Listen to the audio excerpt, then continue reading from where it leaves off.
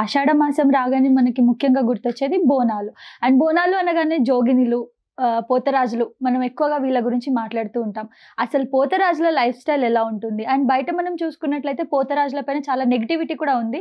నిజంగానే పోతరాజులు అలానే ఉంటారా? లేదా మంచోళ్ళా? అండ్ ప్రస్తుతం దీనికి సంబంధించి మనతో మాట్లాడడానికి గోల్కొండ తల్వార్ శివన్న ఉన్నారు. ఆయన మంత్రాలు చేస్తారు, చేతబడులు చేస్తారు, దయ్యాలను కూడా ఏదేదో చేస్తారు, తీస్తారు అని చెప్పేసి విన్నాము. మరొకసారి ఆయనతో మాట్లాడదాం. ఇవన్నీ నిజమేనా కాదా ఏంటో తెలుసుకుందాం. నమస్తే అన్న. నమస్తే అమ్మ. ఎలా ఉన్నారు? బాగున్నానమ్మా, మీరు బాగున్నారా?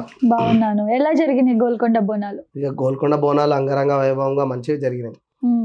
ఏమైనా ప్రాబ్లమ్స్ అయినాయా? ప్రాబ్లమ్స్ అంటే ఇక పబ్లిక్ యూత్ ఎక్కువ వచ్చేసింది. కొంచెం అక్కడ ఉన్న బయటికి వెళ్ళే పబ్లిక్లకి వాళ్ళకి కొంచెం ఇబ్బంది అయింది. కానీ ప్రోగ్రామ్ అయితే గోల్కొండ అమ్మవారి తొలి బోనం అయితే అమ్మవారు తొట్టెల మాత్రం అంగరంగ వైభవంగా మంచిగా జరిగింది. ఓకే. సో ముందుగా నేను ఏం అడగాలనుకుంటున్నా అంటే అసలు పోతరాజులు అంటే ఏంటి? పోతరాజుల వేషం ఎందుకు వేస్తారు? అంటే మీరు మీ అంతలో మీరే అనుకొని వేసుకుంటారా లేదా ఫ్యామిలీ నుంచి వస్తూ ఉంటుందా అది? ఫ్యామిలీ నుంచి అంటే ఇప్పుడు 7 అక్క చెల్లెలకు ఒక తమ్ముడు పోతరాజు. ఓకే. పోతరాజు ఎట్లా అంటే గ్రామ దేవతలకి ఎట్లయితే అమ్మవార్లు ఎట్లయితే ఉంటారో వాళ్ళకి రక్షణగా ఈ తమ్ముడు పోతలింగడు. మన ఊర్లో ఎంటర్ కాగానే బొడ్రాయి కనిపిస్తుంది. ఆ బొడ్రాయిని మొక్కే ఊర్లోకి వెళ్తాం. ఆ బొడ్రాయి ఏంటంటే పోతరాజు ఆయన. పోతరాజు అర్థం అదా? ఆ పోతరాజు అర్థం అది. బొడ్రాయి అంటే పోతరాజు అర్థం అది. ఊర్లోకి ఎంటర్ అయిన తర్వాత బొడ్రాయిని చూసిన తర్వాతనే లోపలికి వెళ్తాం. ఆ పోతరాజు అనే దేవుడు ఊరిని కాపాడుతాడు, 7 అక్కచెల్లెల్ని కాపాడుతాడు. అలా 7 అక్కచెల్లెలకు కాకుండా మొత్తం ఊరిని ఏం కాకుండా చెడు నివారణ రాకుండా దయ్యాలు భూతాలు లోపలికి రానియకుండా ఎలాంటి జరగకుండా ఊర్లో బొడ్రాయి కాపాడుతుంటారు. ఓకే. సో వాళ్ళని పోతరాజులు అంటారు. పోతరాజు అంటారు, కరుప్ప స్వామి అంటారు. మన తెలుగు రాష్ట్రాలలో ఎక్కడ ఇప్పుడు ఆంధ్రాకి వెళ్ళినా తమిళనాడుకి వెళ్ళినా ఎక్కడ వెళ్ళినా ఈ బొడ్రాయి ఆ ఇప్పుడు మన దగ్గర బొడ్రాయి వాళ్ళ దగ్గర విగ్రహాలు ఉంటాయి. ఇంకొక కొన్ని స్టేజ్లలో వెళ్తే డైరెక్ట్గా కత్తి పట్టుకొని ఇరవల పట్టుకొని డైరెక్ట్గా పెద్ద పెద్ద విగ్రహాలు ఉంటాయి అక్కడ. ఇప్పుడు మీరు కాంతార సినిమా చూసారా? అందులో దేవుడు ఉంటారు. అది ఒక డిఫరెంట్ టైపా? డిఫరెంట్ టైప్ అంటే పోతరాజు లైక్ అని అది గట పోతరాజు లాగానే. ఓకే. కానీ పోతరాజు అంటే 7 అక్క చెల్లెలకి ఎంత అయితే తమ్ముడు అయితే ఉంటాడో ఆ విధంగా 7 అక్క చెల్లెలకి ఎలాంటి నైవేద్యం కానీ ఏదైనా కానీ ఎలాంటి గొడవలకి కానీ దేనికైనా కానీ ఆయన అంగరక్షకుడు కింద తమ్ముడు. ఎలాంటి గుళ్ళకాడ అయినా కానీ పోతరాజు బొడ్రాయి అనేది ఉంటది. ఊర్లలో బొడ్రాయిలు ఎంటర్ కాకముందే ఉంటుంది, ఊర్ల మధ్యలో గిట్ట ఉంటాయి. బొడ్రాయిలు కంపల్సరీ ఉంటది. ఎందుకంటే బొడ్రాయి అంటే పోతలింగడు, పోతలింగడు అంటే పోతరాజు. అది మీరు ఎలా కంటిన్యూ చేస్తూ వస్తారా ఫ్యామిలీ నుంచి? ఫ్యామిలీ నుంచి అంటే మా తాత ముత్తాతల నుంచి నడుస్తుంది. మా చౌక్లో మా బాబురావు తాత సీనియర్లు ఇంకా చాలా మంది ఉన్నారు. తాత ముత్తాతలు వేసిన ఫోటోలు కూడా మా దగ్గర ఉన్నాయి. ఆ తరం నుంచి మా తాత ముత్తాతల నుంచి వేస్తున్నారు. మా నాన్న వేయలేదు, మా తాతలను చూసి నేను కూడా వేయాలని చెప్పేసి నేను మా తాతలను చూడడానికి వెళ్తుండే మా అమ్మ నాన్నతోని. నేను కూడా పెద్ద తాత లేక పోతరాజం వేస్తా అని చెప్పేసి నాకు ఒక డ్రీమ్ ఉండే పోతరాజం వేయాలని చెప్పేసి అట్లా తాత తరఫు నుంచి నేను పోతరాజం వేయడం, యాటలు గోవు పట్టడం, పోతరాజం అప్పటి నుంచి కంటిన్యూగా 18 సంవత్సరాల దాకా ఇప్పటికి 18 సంవత్సరాలు వేస్తున్నాను. ఇప్పుడు మీరు వేరే ఫీల్డ్ కూడా ఎంచుకోవచ్చు కదా, మరి ఎందుకు పోతరాజు ఎంచుకున్నారు? నేను యాక్చువల్గా నేను ఒక ఎంప్లాయీని. నాకు గిట ఇంటి పరిస్థితుల వల్ల నేను గిట జాబ్ చేయాల్సి వచ్చింది. చిన్నప్పటి నుంచి ఎన్నో విధాలుగా కష్టపడుకుంటూ వచ్చిన. నా వృత్తి వచ్చేసి నేను సాకలి వాడిని. సాకలి పని కూడా చేసిన. నేను ప్రతి ఒక్క పని చేసుకుంటా పైకి వచ్చినాను. తిండి నుంచి పైకి వచ్చిన స్టేజ్ మాది. ఆ టైంలో నాకు పోతరాజం వేయాలని చాలా అంటే ఇక లైఫ్లో అందరికి ఒక గోల్ ఉంటుంది. ఒకరికి పోలీస్ కావాలి, ఒకరికి డాక్టర్ కావాలి, ఒకరికి ఇంజనీరింగ్ కావాలి, ఏదో ఒక డ్రీమ్ ఉంటుంది. నా డ్రీమ్లో ఏంటంటే నేను చూసిన కాడికి ప్రతి ఒక్కరికి ఒక గోల్ అనేది ఉంటుంది, డ్రీమ్ అనేది ఉంటుంది. నా డ్రీమ్ ఏంటంటే మా తాత లెక్క నేను పోతరాజం వేయాలి. మా తాత ఆ టైంలోనే మంచి పేరు తెచ్చుకుంటూ నేను ఆయన లెక్క పోతరాజం వేయాలి, నేను ఆయన లెక్క పోతరాజంలో వెళ్ళాలి, మా తాత లెక్క నేను పోతరాజు కావాలి, మంచి పేరు తెచ్చుకోవాలి, సమాజంలో మంచి పేరు తెచ్చుకోవాలి, చెడ్డ పేరు తెచ్చుకోకుండా పోతరాజు అంటే ఇట్లా ఉండాలి అన్నట్టు పోతరాజుని బాగా చదవడం కానీ చూడడం కానీ ఆయన వీడియోస్ చూడడం కానీ ఎన్నో పోతరాజు కార్యక్రమంలోకి వెళ్ళడము, నిల్చోవడము, బోనాల కార్యక్రమం చూడడము. నాకు డ్రీమ్ అనేది ఏం పెట్టుకున్నా అంటే పోతరాజుగా నేను ఒక గుర్తింపు రావాలి, మంచిగా పోతరాజు అనే ప్రతి ఒక్క ఊర్లో నన్ను గుర్తుపట్టాలి. నా ఉన్న మా తాతలు 7 ఫీట్లు అడుగుంటుండే. ఇప్పుడు నా హైట్ వచ్చేసి 5'5". అట్లున్నా లేకున్నా నా తాతల నుంచి వచ్చినది కాబట్టి నేను చెయ్యాలి, ఎట్లయినా నేను పోతరాజుగా గుర్తింపు రావాలని ఆ కష్టం నా గోల్ అనేది పోతరాజుగా నేను మంచి పేరు తెచ్చుకోవాలని ఆ విధంగా నేను అమ్మవారి సేవలు చేసుకుంటా ఇట్లా పోతరాజేశం కంటిన్యూ చేస్తున్నాను. సో పోతరాజు మంచిగా అవ్వాలి, మంచి పోతరాజు అనే పేరు తెచ్చుకోవాలి అన్నారు. మంచి పేరు వచ్చిందా, చెడ్డ పేరు వచ్చిందా? ఇక మంచి పేరు వస్తే మీరు ఈడి దాకా నన్ను పిలిచారు, చెడ్డ పేరు వస్తే ఈడి దాకా నన్ను పిలుస్తుండే. చెడ్డ పేరు వచ్చినా పిలుస్తారు. చెడ్డ పేరు వచ్చినా పిలుస్తారు అంటే మీరు పిలిచే విధానంలో, మీరు మాట్లాడే విధానంలో, మీరు నాకు కాల్ చేసినప్పుడే మీతో రఫ్లీగా మాట్లాడుతుండే. అంటే చెడ్డోన్న అయితే నేను చెడ్డగా ఆన్సర్ ఇస్తుండే, నేను రాను మీరే రర్ర అని చెప్తుండే. నటిస్తున్నారు.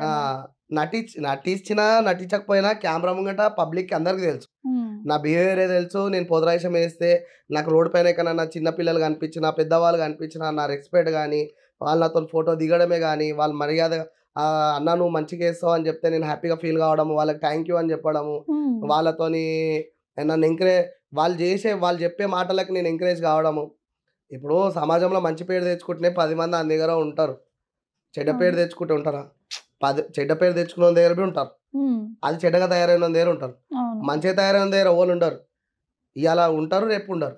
ఆ ఉన్నోడు సాధారణ దాకా ఉన్నోడు కాటుకొస్తాడు, లేదంటే కథం అయిపోతాడు. సో మంచి పేరు వచ్చిందని మీరు అనుకుంటున్నారు అంతే? ఇక మంచి పేరు వచ్చిందని నేను అనుకుంటలేను, నా జగన్ నేను మంచిగా ఉన్నా అనుకుంటున్నా. మీరైతే మంచిగా ఉన్నారు, జనాలు మంచిగానే అనుకుంటున్నారు అంతేనా? మంచి పేరు రావాలని నా కష్టం నేను పడుతున్నా. మంచి పేరు వచ్చినా ఆనందపడతా, చెడ్డ పేరు వచ్చినా ఆనందపడతా. ఎందుకంటే నా జగల నేను ఎవరిని తప్పు చేయకుండా, ఎవరిని అన్యాయం చేయకుండా, నా జగల నేను మంచిగా ఉన్నా కాబట్టి నేను మంచిగా ఉన్నా అని అనుకుంటా. ఓకే. సో మీరు మంచిగా చెడ్డ అన్నది మనం మళ్ళీ ఇంటర్వ్యూలో మాట్లాడుకుందాం. సో ఇప్పుడు ఇంకా కొన్ని ఉన్నాయి నేను అడిగేటివి. సో ఫ్యామిలీ గురించి చెప్పండి. మీ ఫ్యామిలీ గురించి అంటే నేను మా తల్లిదండ్రులకు నేను ఒక్కనే. ఓకే. నాకు 2 సిస్టర్స్ ఉన్నారు. ఒక సిస్టర్ మ్యారేజ్ అయ్యింది కరోనా టైంలో. సిస్టర్ వచ్చేసి మా పటాన్చేరులో ఉంటుంది. వాళ్ళు మంచి ఫ్యామిలీ, మంచి వాళ్ళు సెట్ లెవెల్ ఉన్నారు.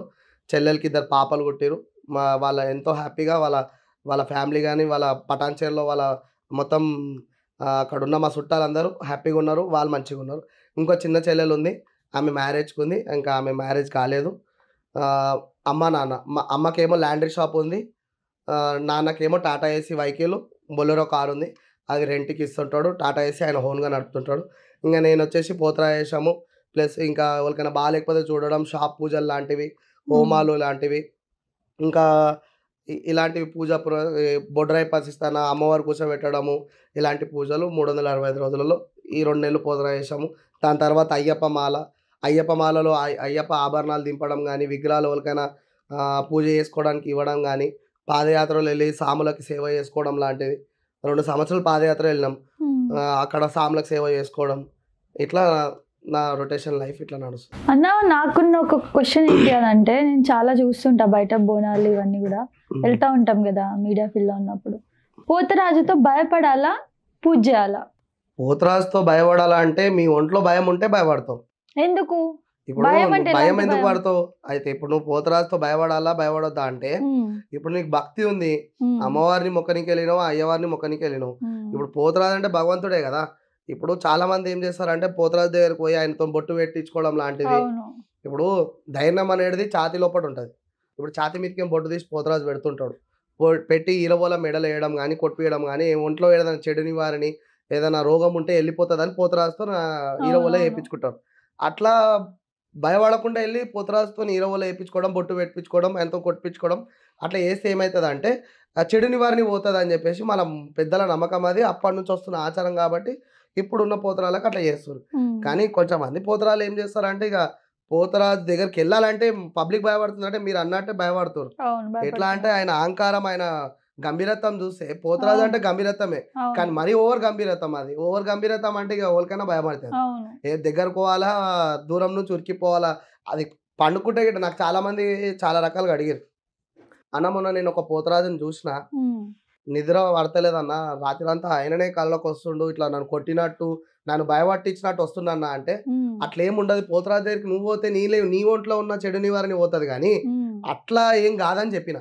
లేదన్నా నాకు ఆయన మైండ్ లెక్కన పోతలేడు అంటే, రా బాబు నేను ఎక్కడైనా పోతరాజం వేస్తారా, నీకు దిష్టి తీసేస్తా అని చెప్పి మళ్ళీ ఈరవలతో తీయడం, ఆయన కొట్టడం, ఆయన కొట్టు పెట్టడం చేయడం అలా జరిగింది. కానీ అది ఇక ఇప్పుడు నీ ఉన్న స్టేజ్లో నువ్వు ఏమైనా చేసుకో అనే మాటలు వస్తాయి, ఏమైనా మనం నెగటివ్గా మాట్లాడితే. ఇప్పుడు నువ్వు పోతరాజు, నీ ఇష్టం వచ్చింది నువ్వు చేసుకో, నా ఇష్టం వచ్చింది నేను చేసుకుంటా అంటాడు. ఇప్పుడు ఒకళ్ళు చెప్తేనే వినాలి, లేకపోతే వాళ్ళ సొంతంగా మంచితనమన్నా చేసుకోవాలి. ఇప్పుడు మనం ఎవరికి చెప్పేటోళ్ళం అయితే కాదు. ఎందుకంటే ఎవరు బతుకు, ఎవరు పోతరాజు వేషము, ఎవరు భగవంతుడు వాళ్ళేం పడే. అవును. ఇప్పుడు నా పోతరాజంలోకి వచ్చి నువ్వు ఏలు పెట్టలేవు, నీ పోతరాజంలోకి వచ్చి నేను ఏలు పెట్టలేవు. అందరం చేసేది సేవనే, అమ్మవారి సేవనే చేస్తున్నాం. ఎందుకంటే పోతరాజు ఉన్న బలము, పోతరాజు ఉన్న గెటప్కి నేనైతే నా వంతు న్యాయం అయితే నేనైతే చేసుకుంటూ వెళ్తున్నా. ఓకే. నేను ఎవరికి భయపట్టియను. ఎందుకంటే నా దగ్గరకు వచ్చిన వాళ్ళకి ఆశీర్వాదం ఇవ్వడం కానీ, ఈరవోల మెడలు వేయడం, చెడి కట్టతో వాళ్ళకి ఆశీర్వాదం ఇవ్వడం, చూపెట్టడం, నా దారిలో నేను సైలెంట్గా వెళ్ళిపోవడం. ఇక ఆకతాయిలు వచ్చి చిడాంచడము, కాళ్ళు దొక్కడము, ఎక్కిరియడం అట్లాంటివి చేస్తే పక్కకున్న పోతరాలకు కూడా బీపీ వస్తుంది. ఈరవోలతో తింపడం, కొట్టడం లాంటివి చేస్తాం. ఓకే.